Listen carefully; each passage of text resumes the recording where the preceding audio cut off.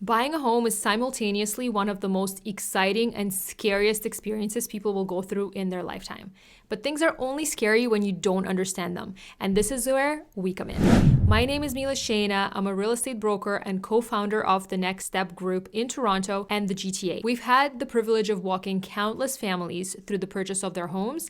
And what I'm about to share with you is an inside look at our exact conversations that we have with our private clients, outlining the process. In this video, I'm going to break down exactly how to buy a home in the GTA in plain language. We'll cover everything from the team you need to down payments versus deposits, government incentives, closing costs, and even how to understand the market. So grab a coffee, maybe a snack, and let's dive in. All right, diving right in, let's start with the team you need. Buying a home is kind of like assembling a mini Avengers team.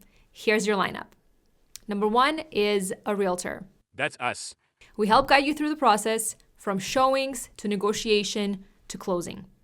Mortgage broker, or you can go directly to the bank. They help you figure out your budget, get pre-approved, and lock in a rate that works for you. Real estate lawyer. They're the legal muscle behind the deal, making sure contracts are solid and money moves where it's supposed to. Home inspector and insurance brokers are both optional, but great to have nonetheless. All right, let's talk about down payment versus deposits. These two get mixed up all the time, so let's clear it up.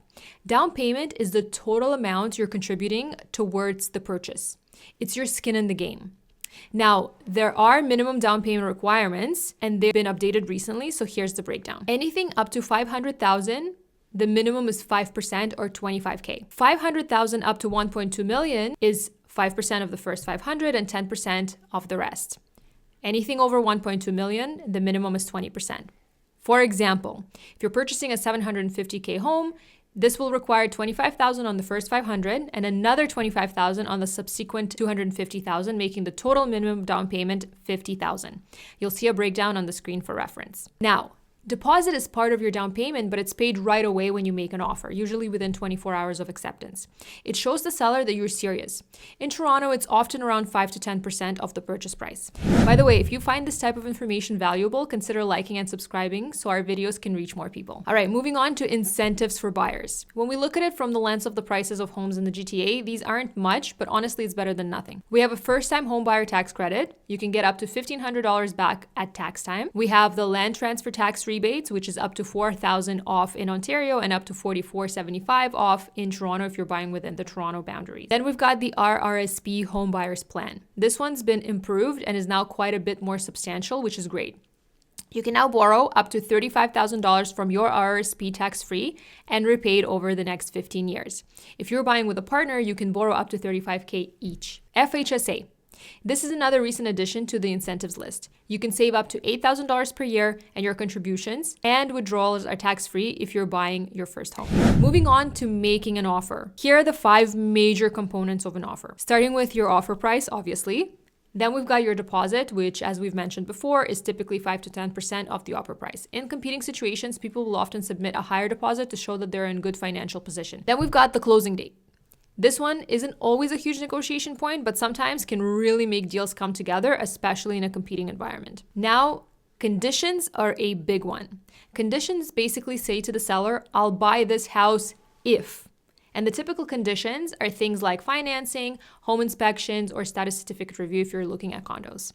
And finally, your inclusions and exclusions. People dismiss this, but it causes so many disputes, specifically with things like shelving, mirrors that are attached to walls, TV mounts. Be super vigilant with this one. Now onto your closing costs. This is the cash you need over and above your down payment. The biggest one on the list here is the land transfer tax. Then we've got your legal fees, which are typically between $1,500 and $2,500. Title insurance is somewhere in the realm of $400 at the time of recording, and it protects you from people fraudulently selling your home while you're away on vacation. If you've never read about these instances, Google it. It's wild. Then you've got your home insurance, adjustments. You may need to reimburse the seller for things like prepaid property taxes or condo fees, and appraisal fees if your lender requires. Now, let's talk about market insights. You've probably seen stats like DOM, MOI, and list to sale ratio. DOM stands for days on market. This tells us how long a property takes to sell. A low days on market means homes are flying. A high days on market means buyers have more breathing room. MOI, or month of inventory, is how long it would take to sell all current listings if no new ones came on. It's a super important metric that a lot of people sleep on, but it gives you a great idea of whether the buyers or sellers are in the driver's seat for any given pocket. Less than 2 months is a seller's market. 2 to 4 months is considered balanced, and anything over 4 months is a buyer's market. List to sale price ratio tells us how close homes are selling to their asking price.